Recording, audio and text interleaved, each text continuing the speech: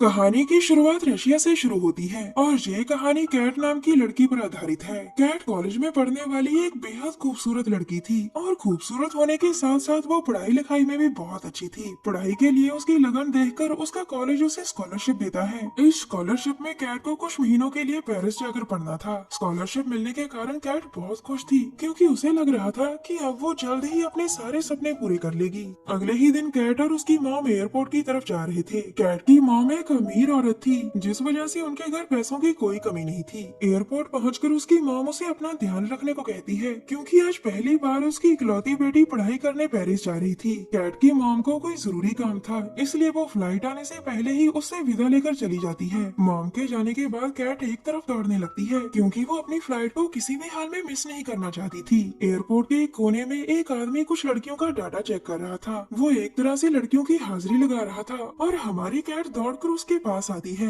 अपनी हाजिरी लगवाने के बाद वो काउंटर पर अपना टिकट दिखाती है। फ्लाइट डिले हो चुकी थी जिस वजह से कैट एक लड़की के पास बैठकर बातें करने लगती है। कैट के सामने वाली लड़की का नाम लीजा था और ये दोनों आज पहली बार मिली थी। बातों बातों में कैट उसे बताती है, मैं बचपन से ही मॉडल बनना चाहती थी लेकिन मेरी मॉम इस चीज के पूरी खिलाफ थी। मेरी मॉम को लग रहा है कि मैं पेरिस जाकर पढ़ाई करने वाली हूँ लेकिन सच बात तो ये है कि मैं तुम लोगों के साथ अरब देश जा रही हूँ। जी हाँ दोस्तों, हमारी कैट चोरी छुपी अरब देश जा रही थी ताकि वहाँ जाकर वो मॉडलिंग कर सके। अरब देश जाने के लिए कैट ने टिकट का भी इंतजाम कर लिया था और ये बात उसकी मॉम को बिल्कुल नहीं पता थी। जो आदमी लड़कियों की हाजिरी लगा रहा था वो एक मॉडलिंग कंपनी का आदमी था। कैट ने इस कंपनी से पहले ही बात कर रखी थी और इसी वजह से वो भी उनके साथ अरब देश जा रही थी। कुछ घंटों बाद सभी लड़कियां अरब देश में पहुंच जाती हैं। कैट यहाँ आकर बहुत खुश थी क्योंकि उसे यकीन था कि अब वो जल्द ही एक टॉप की मॉडल बन जाएगी। वो चाहती तो पेरिस जाकर भी मॉडलिंग कर सकती थी लेकिन वहाँ उसे मौका देने वाला कोई नहीं था। कंपनी की सभी लड़कियां एक वैन में बैठकर कहीं जा रही थी। कैट के पास लीजा बैठी थी और कैट उससे पूछती है कि हम कहाँ जा रहे हैं। लीजा उसे बताती है कि ये लोग हमें शेखों के सामने पेश करेंगे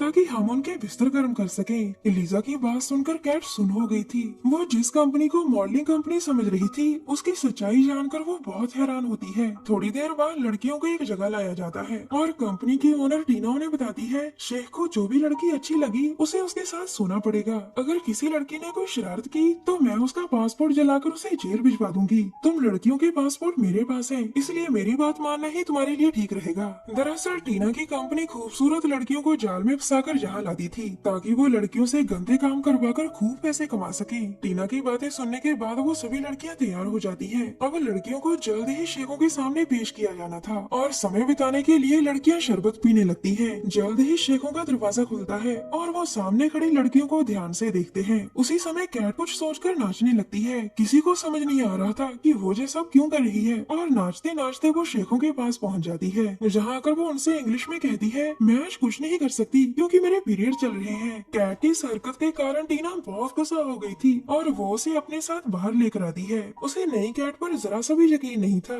इसीलिए वो उसके कपड़े चेक करती है। कैट को सच बोलती देखकर टीना कहती है, तुम ये बात मुझे भी बता सकती थी और मैं तुम्हें यहाँ लेकर ही ना आती। तुम्हारी वजह से शेखों ने अब सभी लड़कियों को रिजेक्ट कर दिया है। उन्हें लगता है कि तुम ये सब अपनी मर्जी से कर रही हो इसलिए मैं तुम्हें मारपीट भी नहीं सकती। मैं आज ही तुम सबको अपने अपने देश भेज रही हूँ। अब कहानी कुछ दिनों बाद शुरू होती है। कैट, लीजा और भूरे बालों वाली गिना रशिया वापिस आ गई थी। लीजा और गिना भी रशिया से ही थी और ये कई सालों से इसी घर में किराए पर रहती थी। कैट अपने घर नहीं जा सकती थी क्योंकि उसकी मॉम को लगता था कि उसकी बेटी तो पढ़ाई करने पेरिस गई है। इसी वजह से कैट भी इन दोनों के साथ रहने का फैसला कर लेती है ताकि उसकी मॉम उसका झूठ न पकड़ सके। एक दिन कैट और गिना लीजा से मिलने उसके गाड़ियों के शोरूम में जाती है। लीजा इस शोरूम में एक सेल्स गर्ल का काम करती थी और यहाँ का मैनेजर माइक उस पर जान छिड़कता था। जहाँ आकर गिना का दिल एक गाड़ी पर आ जाता है और वो फैसला करती है कि वो पैसों का इंतजाम कर इस गाड़ी को खरीद लेगी। वैसे आपको बता दें कि लीजा और गिना अपनी जरूरतें पूरी करने के लिए किसी भी हद तक जा सकती थी। इन दोनों के कपड़े भले ही महंगे थे लेकिन इनका जिस्म बहुत सस्ता था। लीजा दिन में कई बार अपने बॉस के आगे कपड़े उतार देती थी और बदले में उसका बॉस उसके घर का किराया भरता था। गिना ने भी एक अमीर आदमी को पटा रखा था और वो गाड़ी के लिए पैसे उसी से मांगने वाली थी। रात को कैट अपनी मॉम से वीडियो कॉल करती है और उसे बताती है कि मैं पेरिस में बिल्कुल ठीक हूँ। इसके बाद वो तीनों लड़कियां एक क्लब में मस्ती करने जाती है और वहाँ कैट की नजर सैम नाम के एक आदमी पर पड़ती है। दोनों पहले तो एक दूसरे को ध्यान से देखते हैं और फिर सैम उससे बातें करने लगता है। बातों बातों में वो कैट से कहता है, मैं एक शादीशुदा अमीर आदमी हूँ, अगर तुम मेरे साथ दोस्ती करोगी तो मैं तुम्हारा पूरा ख्याल रखूंगा। ये सुनकर कैट सोचने का समय मांगती है, जिसके बाद वो दोनों फिर से बातें करने लगते हैं और साथ ही दारू पीते हैं। दरअसल कैट सैम के साथ टाइम पास कर रही थी, क्योंकि उसकी दोनों सहेलियां अपने अपने दोस्तों के साथ बिजी थी। कुछ देर बाद सैम कैट को छोड़ने उसके घर जाता है। कैट ने आज काफी दारू पी ली थी, जिस कारण उसे चलने में मुश्किल हो रही थी। लीजा और गिना अभी भी क्लब में थी और कैट को अकेला देखकर सैम उससे जबरदस्ती करता है। कैट ने उसे रोकने की बहुत कोशिश की,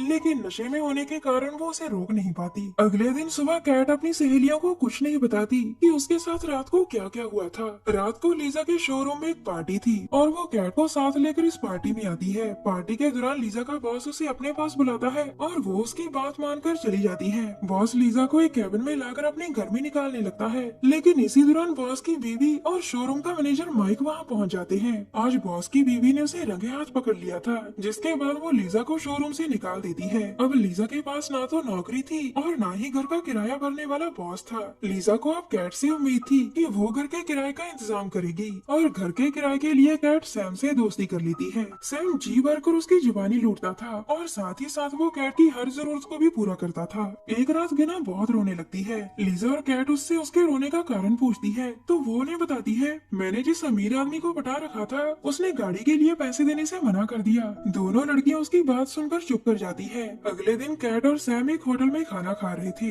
इसी बीच कैट की नजर अपनी मॉम पर पड़ती है, जो थोड़ी दूर एक टेबल पर बैठी थी। उसे देखकर कैट जल्दी जल्दी टेबल के नीचे छुप जाती है ताकि उसकी मॉम उसे देख न सके। मॉम की नजर में कैट पेरिस में थी और अगर वो उसे यहाँ देख लेती तो कैट का झूठ पकड़ा जाना था। सैम उससे छुपने का कारण पूछता है और वो उसे सब बता देती है। काफी समय बीतने के बाद कैट को लगता है कि उसकी मॉम चली गई होगी। बस यही सोचकर वो टेबल से बाहर निकल आती है और तभी उसकी मॉम उसे देख लेती है। कैट की मॉम को पता चल गया था कि उसकी बेटी उसे बेवकूफ बना रही है और उसका शादीशुदा सैम के साथ अफेयर चल रहा है। वो उसे घर चलने को कहती है, लेकिन कैट घर जाने को मना कर देती है। दरअसल कैट को अब लीजा और गिना की कंपनी अच्छी लगने लगी थी। वो उनके साथ ही रहना चाहती थी। कैट की मॉम आज उससे सारे रिश्ते तोड़कर वहाँ से चली जाती है। कुछ दिनों बाद कैट गिना के सामने बहुत सारे पैसे रखकर कहती है, मैंने तुम्हारी गाड़ी के लिए सैम से पैसे मांगे थे और उसने मुझे ये पैसे दिए। इन पैसों से तुम नई गाड़ी तो नहीं खरीद सकती, लेकिन तुम इन पैसों से एक अच्छी सेकंड हैंड गाड़ी जरूर ले सकती हो। उसकी बात सुनकर गिना बहुत हैरान होती है,